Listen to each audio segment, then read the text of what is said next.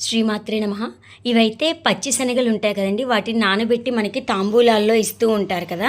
అవన్నమాట. వాటినైతే పైన తొక్కంతా తీసేసి ఇలాగా కొంచెం నీట్‌గా చేసుకున్నాక మనం ఆయిల్ బాగా వేడెక్కాక డీప్ ఫ్రై అయితే చేసుకోవాలి.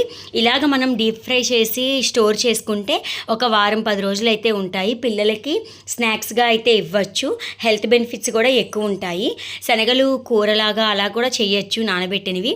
మనకి ఎక్కువ గనక ఇలాగ పేరెంటాలు అలాంటప్పుడు ఇస్తూ ఉంటారు కదా! వాటిని వేస్ట్ చేసేయకుండా మనమైతే ఇలాగ డీప్ ఫ్రై చేసి పిల్లలకి స్నాక్స్‌గా అయితే పెట్టుకోవచ్చు. ఆల్రెడీ నా ఛానల్‌లో వీడియో అయితే పెట్టాను. ఇదేంటంటే ఫుల్ ప్రాసెస్ అనమాట. నేను లాస్ట్‌లో తీసి పెట్టాను ఆ వీడియో అయితే. Last year పెట్టినట్టున్నాను. శ్రావణ మాసానికి మా అమ్మగారు వాళ్ళ ఇంట్లో చేసినవనమాట. ఇవైతే మొన్న సీమంతానికి పిలిచారు. మా అత్తయ్య గారు వాళ్ళ మనవడి భార్యది. అక్కడికి వెళ్ళినప్పుడు వాళ్ళు శనగలు ఇచ్చారు. వాటితోటైతే మా అమ్మగారు ఇలా చేశారు. పిల్లలు ఇష్టంగా తింటారు మా పిల్లలని. చూసారు కదా! ఇలాగ డీప్‌గా ఫ్రై అయిపోయాక వాటిని ఇంకొక బాండీలోకి వేసుకుని కరివేపాకు, ఉప్పు, కారము, జీలకర్ర పొడి అనేది అయితే వేసుకుని స్టోర్ చేసుకోవాలన్నమాట మనము. చాలా బాగుంటుంది. పిల్లలకు కూడా మనం బయట వేరే వేరే ఆయిల్స్లో అంటే చాలా ఆయిల్స్లో వేయిస్తూ ఉంటారు కదా! అలా కన్నా కూడా మనం ఇంట్లో చేస్తే హెల్తీగా అండ్ టేస్టీగా ఉంటాయి.